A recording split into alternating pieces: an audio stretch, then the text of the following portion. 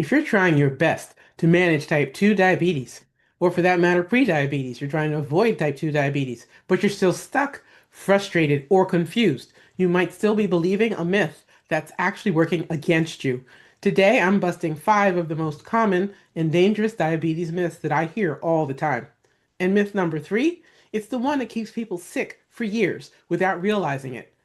If you've ever been told that medication alone, that's enough all by itself to fix your diabetes, this is a video you absolutely need to see. Hi, I'm Dr. Beverly Yates, a licensed doctor of naturopathic medicine. I've helped thousands of people to naturally reverse type 2 diabetes and prediabetes with the 5 steps of the Yates protocol. That's attention to nutrition, meal timing, stress, sleep, exercise, along with strength training. That combination is powerful, and there's many details in each of those steps that people are simply not taught or otherwise aware of. So let's go through it. All right, myth number 1. Type 2 diabetes is permanent and always progresses. Now, why this myth persists and hangs around is that many healthcare providers, frankly, are not really aware of the current situation for type 2 diabetes and prediabetes, and so the advice they give is outdated. They still present, particularly type 2 diabetes and often prediabetes, as a lifelong progressive condition, often based on these old, outdated beliefs or training. As a result, many patients accept this as fact and feel resigned to long-term medications and expect declining health. It does not have to be like that, but you do need to know specifically what to do to turn this around. Now, why this myth is harmful is simply that it's not true, it's false, and believing that type 2 diabetes is irreversible causes a feeling of hopelessness. It reduces motivation, unfortunately, to make proactive, positive lifestyle changes and can lead to worsening health, including mental health, due to being passive and feeling doomed, feeling gloom, and feeling resigned to the situation.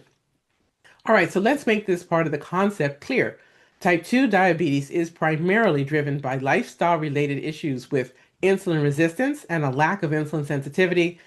This can often be reversed or dramatically improved with strategic, specific lifestyle, nutrition, and other kinds of adjustments that you absolutely are in control of once you know what to do and what it is that's most sensitive for you and your blood sugar levels.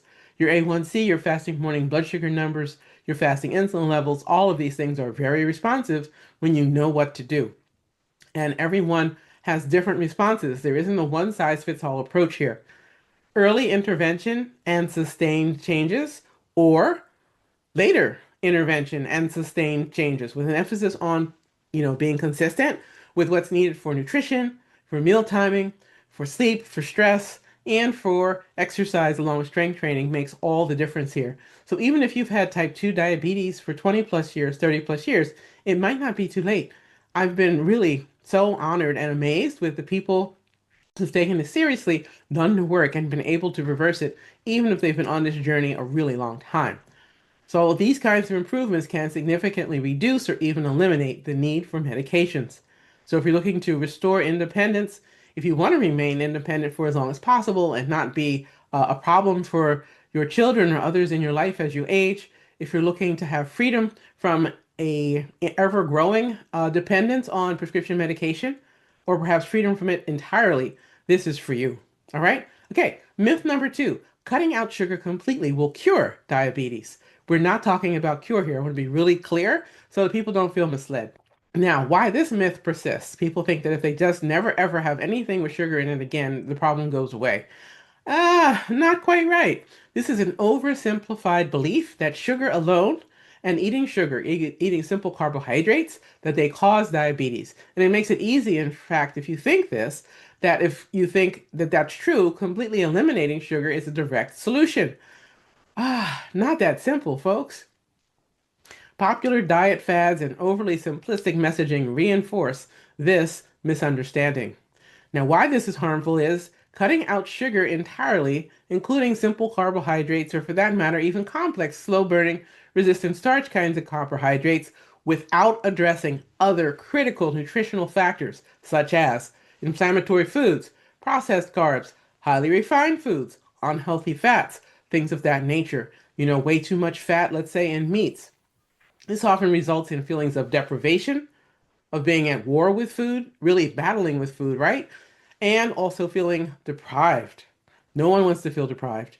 And unsustainable eating habits. So people ping pong from one extreme of what they consider to be a regimen of really clean, pure eating to eating complete junk and crap. You don't want to go swinging from one extreme to the other. This is not good, right? It doesn't really truly improve diabetes management. In fact, you're putting your whole body and all your organs on their own roller coaster, both from inflammation as well as the blood sugar shifts and things like that. Okay, so we want to eat to balance our nutrition, not to battle. Eat to balance, not to battle. Remember that, write it down. Eat to balance, not to battle. Okay, so some ideas here to clarify and make it, more apparent. Diabetes is not caused solely by reactions to sugar. It's a metabolic issue involving insulin and how insulin interacts with your glucose, with your blood sugar. Insulin sensitivity is what you want to restore. Insulin resistance is a key issue here, along with chronic inflammation. In the presence of chronic inflammation, it's just going to fan the fires, if you will, of any blood sugar or glycemic regulation issues you have. And a disrupted metabolism that's no longer enjoying metabolic flexibility, making it easy to burn glucose or blood sugar for energy versus storing it necessarily as fat. And we're going to talk some more about this fat issue because when we talk about body fat, there's a lot of myths about that. We're going to cover that shortly. Go and watch this whole video so you get all the info. By the way, if you're tired of blood sugar roller coasters controlling your life, you're in the right place. Grab my free Guide to the Yates protocol below and discover how to turn your metabolism into your superpower. Let's get started. Download my free Guide to the Yates protocol at. Now here's the actual website. Get your pen and paper ready. It's https://guideTests.com/GUIDE-REVERSE-diabetes-naturally. So we're going to spell those words out. It's also on the screen. Take a screenshot if that's easier than writing all this down. You can also scan that QR code that appears on the screen if that's easier for you to do. All right. So the URL again, this webpage is https:// my name, which is DRBEVERLYYATES.com/guide, spelled GUIDE dash reverse. REVERSE dash type TYPE dash 2 dash diabetes DIABETES dash naturally NATURALLY. And you're welcome to scan the QR code if that's easier. Now, once you go and opt in and download this guide on that same page, you'll have the opportunity to get the free blood sugar tracker and the free meal plan template for both plant-based eating and omnivore eating. Get the guide here at this webpage that appears on the screen at that URL, https://drbbeverly-yates.com/guide-reverse-type-2-diabetes-naturally. Or scan the QR code if that's easier. And if you want personalized help, you can book a free consultation. The link is right below this video. In general, healthy blood sugar management, healthy diabetes management, and reversal of type 2 diabetes and prediabetes is all about overall nutritional patterns. Having balanced meals. Remember, we eat to balance, not to battle. Meal timing is critical for good blood sugar control. Reducing and eliminating processed, highly refined carbohydrates. They don't help you in any way, shape, or form. And focusing on whole, nutrient-dense foods, eating actual foods, not just eliminating sugar. That's not enough in today's world. And I'm going to give you some more nuance on this in a moment because it is possible to wind up with type 2 diabetes and eat really healthy. This can shock people. All right, it would be great to hear from you in the comments below. Which of these myths surprised you the most? Have you heard other diabetes myths that confused or worried you? If you find this video helpful, please like this video, share it, turn your notifications on, and subscribe to this channel. This way you can help me grow the channel and reach others with this information. Thank you so much. All right, myth number 3. As long as you take medication, diabetes is under control. Now, this myth persists for a pretty simple reason. Medications are frequently presented as a solution, i.e. the fix, rather than part of a broader strategy. Medications can buy you time. Medicine absolutely has its place in anything to do with health. That's a true thing. But often, and particularly with type 2 diabetes, you need more um, parts of the solution available to you. It's not going to be just about medicines. If you think about the way many medicines, at least here in the US, are promoted and marketed, at the end, they say it really fast along with lifestyle changes, right? They talk about healthy eating, about exercise. They rarely, if ever, talk about um, meal timing or talk about stress, sleep, or details about exercise, including emphasizing strength training. I really wish they spent more time in those ads on those pieces because the medicine's buying you time and is not truly solving the problem. The healthcare systems here often prioritize pharmaceutical interventions because it's simple. Most people can take a pill or take a shot, an injection, unintentionally or maybe intentionally suggesting that meds alone provide complete control, which is not really accurate. Now, why this myth is dangerous is that relying solely on medication without addressing the insulin resistance, without addressing the loss of insulin sensitivity and its interaction with glucose, without addressing the issues of inflammation and its chronic nature and how it then can drive people towards, in addition to worsening diabetes, towards heart disease and other problems, looking at issues with their overall lifestyle. Is a person in a really stressful environment? Is their job a crazy place, etc.? All of these things together and the environment they live in, including their exposure to environmental toxins, can leave the underlying condition completely untreated. It's being ignored. These are root cause issues, friends, and they need to be addressed. This can lead to hidden, not obvious progression, and eventually, unfortunately, the potential for serious complications despite superficially stable glucose levels. If that rings a bell, let me know in the comments. All right, let's clarify this a little bit more. Medications primarily address your symptoms, i.e., high blood sugar, either high fasting morning blood sugar numbers or a high A1C, and not the root cause. Many lab tests, when people are sent and go to the doctor, they get their lab test orders, they go to get lab tests. It doesn't include a test for, say, fasting insulin. Do you even know what that number is? Because that is letting you know about the level of insulin resistance that you have. And if you have prediabetes, it can be a great indicator of things worsening and heading you towards type 2 diabetes. And of course, chronic inflammation. Comprehensive diabetes control involves these lifestyle measures, right? Nutrition, meal timing, stress, sleep, exercise, along with strength training, the 5 steps of the Yates protocol. These put together, combined with strategic medication use if necessary, can be a powerful combo. And if you get a hold of the lifestyle side, then it's possible you might not need as much medicine in the future and things don't get worse. But you got to take control of this and be smart about what's going on and ask good questions and have a partnership relationship with whoever your healthcare provider is. Now, a person can appear controlled according to basic blood sugar numbers like their A1C and their fasting morning blood sugar numbers, but still suffer serious health damage and wind up with heart attack, stroke, other kinds of heart disease, peripheral neuropathy, kidney disease leading to dialysis, a loss of vision, diabetic retinopathy, going blind, amputations, etc., due to the underlying and often not obvious kinds of inflammation and insulin resistance that do damage all over the body, including in your organs and your end tissues like your fingers, your toes, your nose, legs, etc., right? Okay, myth number 4, thin or lean people don't get type 2 diabetes. This is silly, this one. Completely silly. I mean, body size is not 100% of the story here. All right, why does this myth persist? Type 2 diabetes, prediabetes, have traditionally been linked to obesity, at least here in the US. That's a pretty tight relationship in terms of how it's been framed, leading many people, and unfortunately many healthcare providers and medical professionals, to mistakenly think that thinness automatically equals metabolic health.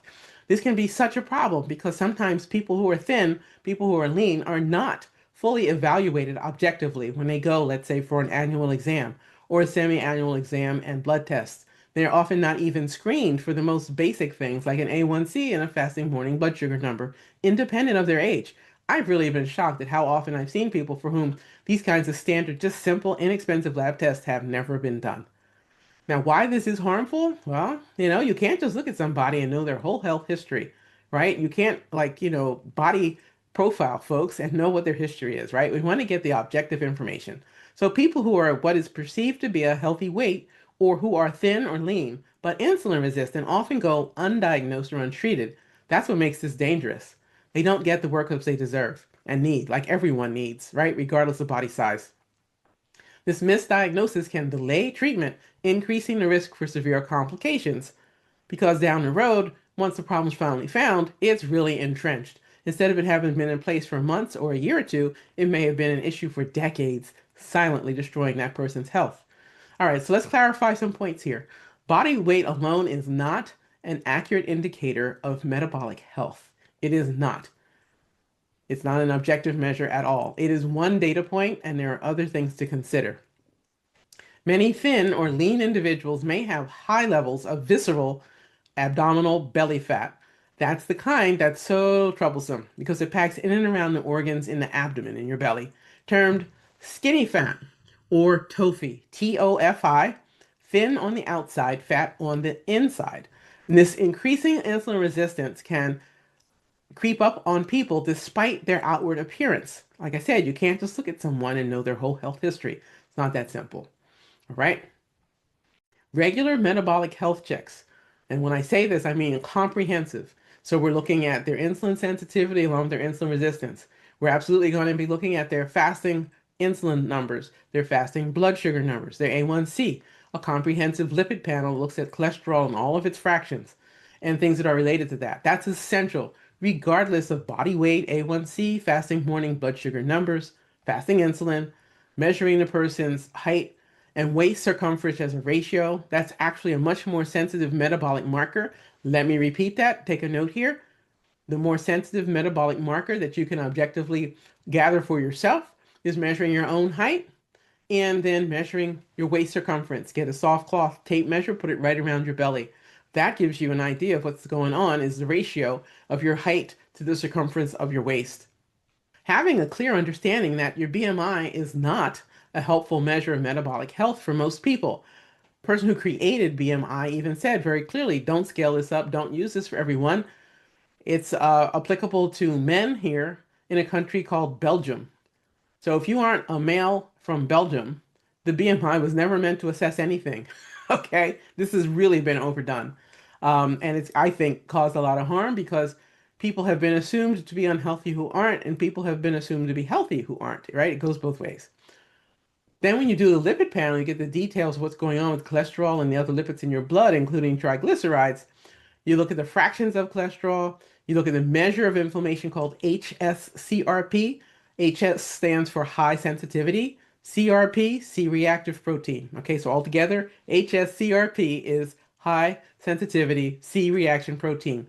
These are part of the objective assessments that make sense for diabetes, for heart disease, cardiovascular health, and inflammation responses. All right, next, myth number 5. Diabetes complications are inevitable. This myth is so hurtful because people just throw their hands up in the air under the presumption that they're just doomed. They're going to get sick and that's it. You know, what can you do? You can do a lot, actually, which is part of why this channel exists, to educate people. You are not doomed. Don't throw your hands up in the air in despair. Doesn't make sense, right? So why does this myth hang around and persist? Complications like neuropathy and kidney disease, the need to go on dialysis, retinopathy, blindness, heart disease. These things are common as complications, and it can make it easy to mistakenly assume they are guaranteed or inevitable outcomes of type 2 diabetes. Potentially even prediabetes. I've seen some people who are super sensitive and who get quite sick in the range of prediabetes before they ever even hit type 2 diabetes. Now, why these kinds of myths and this particular myth is harmful? Believing complications are unavoidable, frankly, creates a sense of fatalism or resignation. A person feeling doomed, right? Feeling like, you know what? What's the point? Why try, right? So it reduces the incentive for proactive management efforts for being consistent and can potentially lead to neglect or complacency regarding necessary health behaviors. And this then comes right back to that issue that I talk about a lot, which is self-care is not selfish. Write it down if you need to. I hope that you just keep this in mind. Self-care is not selfish. This work is all about progress, not perfection. The more you can be consistent, notice where you struggle, make changes to minimize the struggles, the more likely you are to win. I always hope these videos leave you informed and inspired and ready to take action. Okay, so concepts here to clarify. Diabetes complications are usually the result of poorly managed blood sugar levels and persistent inflammation over time. With proper lifestyle management, to nutrition, to sleep, to stress, to meal timing, to exercise with strength training, and regular medical and healthcare supervision and support, real information, and then taking action, many diabetes complications can be prevented or significantly delayed. You can keep this from happening to you, but you gotta take action, all right? Regular screenings, early interventions, and proactive care drastically reduce the risks of complications, even if diabetes has already been diagnosed for years.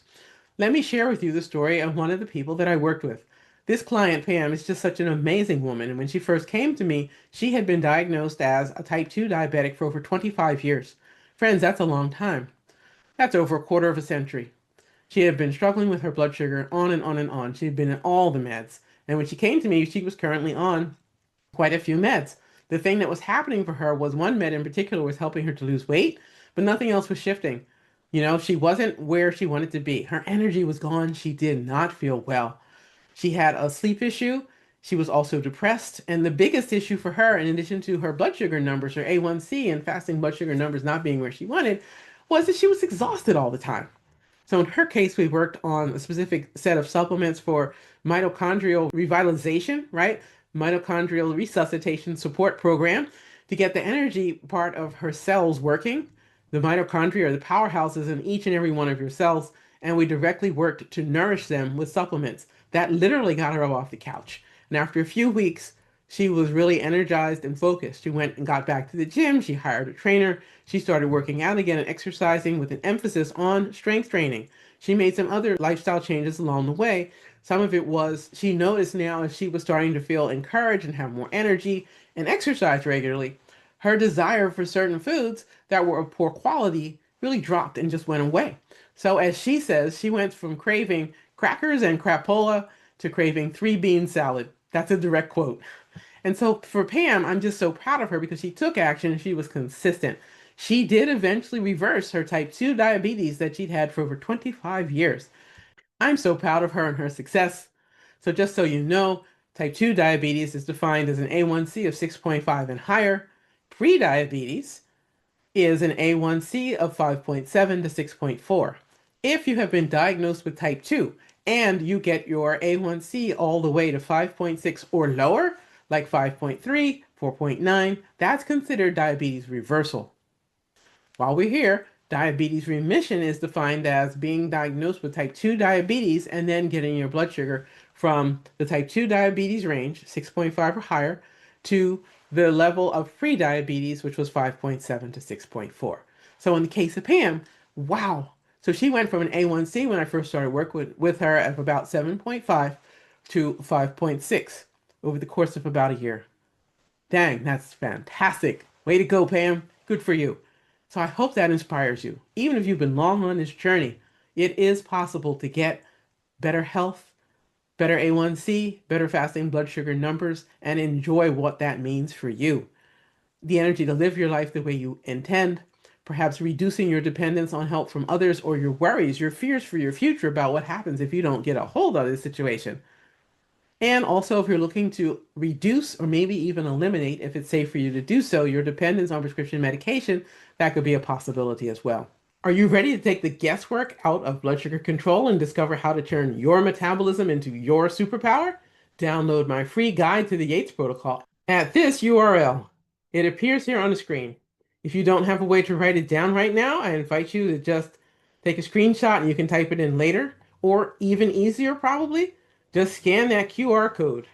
Scan the QR code that's right here, and it'll take you right to this page, and you'll be able to opt in and get this information. I will spell it out just in case that's helpful. Go to this webpage at https://drbeverlyyates.com/guide, GUIDE-reverse, REVERSE-type-2 diabetes, spelled diabetes naturally, naturally. That's this URL again, https://drbeverlyyates.com/guide reverse type -2 diabetes naturally. Scan the QR code if that is easier. You'll also get, when you go to that opt-in page, the free blood sugar tracker and the free meal plan template. You can make it your own for both plant-based eating and omnivore eating. Get the guide here at this webpage as shown on the screen. Or scan the QR code if that is easier. And you can share this with others that you know might benefit from the information. And if you want personalized help, you can book a consultation. The link for this option is right below the video. All right, so here's your takeaways. Let's recap. Diabetes management is holistic. Medications are just part of the solution, not the entire answer. Understanding and addressing insulin resistance and a lack of insulin sensitivity is central to genuine diabetes control or reversal. Your lifestyle choices, the things that are part of the Yates protocol, the 5 simple steps to fix your blood sugar and reverse type 2 diabetes and prediabetes with nutrition, meal timing, stress reduction, sleep, exercise with strength training. These can profoundly impact your diabetes outcomes and results. It's an all-natural approach to fix blood sugar issues.